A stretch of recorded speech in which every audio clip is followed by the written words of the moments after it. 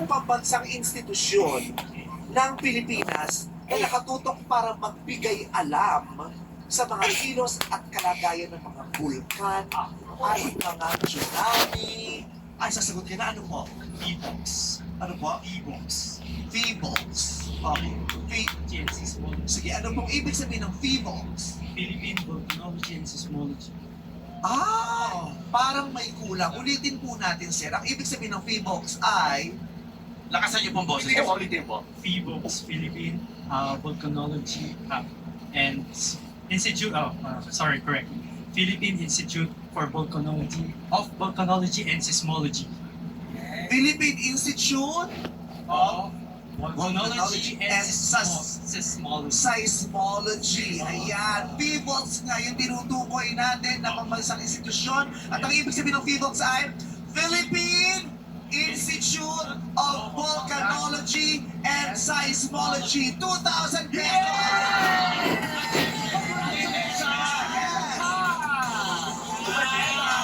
Meron ka ng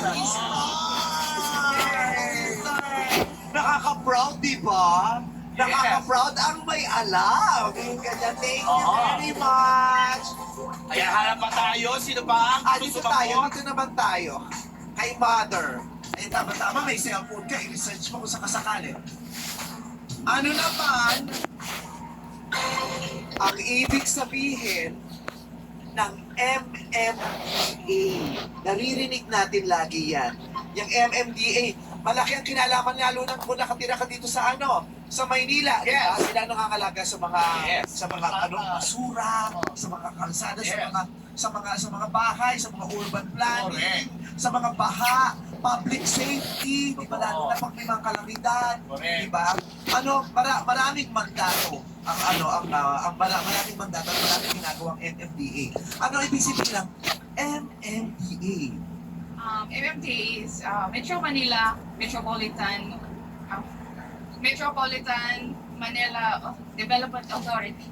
MMDA means Metropolitan Manila Development Authority. 2,000 pesos! Medal ka! Medal! Meron kang medal. started siya? Yan. Diba? Ang sarap pag may nasa-search kang mayroong katuturan. Diba? Mama ko po yan. Mama mo yan, Ay, proud ka, di ba? Gamitin Proud. natin ang cellphone at internet sa pagsasaliksik ng mga kaalaman o ma-refresh ang ating dati ng alam. Di ba? O, sino pa? Sino gusto? Sino ba? Ay, sa mga bagets. Ay, mga kabataan, gusto sumagot. Bongga yan. Ay, dito na lang tayo sa bag. Okay. Yes, baby girl. Dalawa kayo? O, sige. O, ito naman.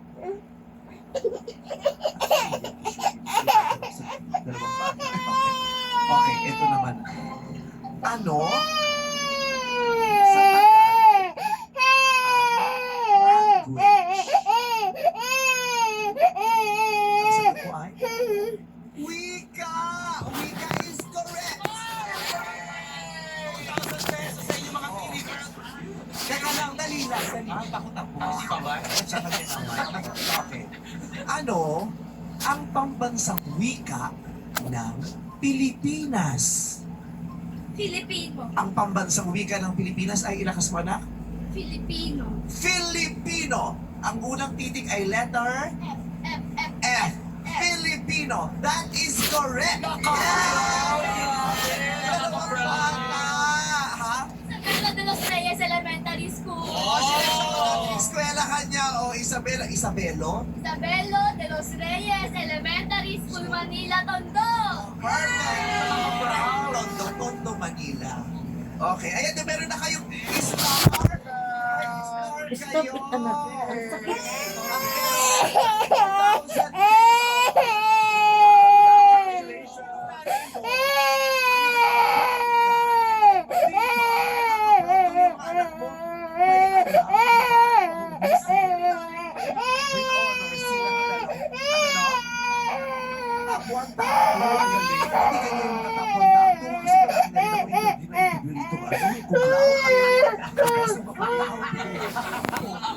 may mga Latin honors. Yun Pero nga. sobrang Latino naman yan.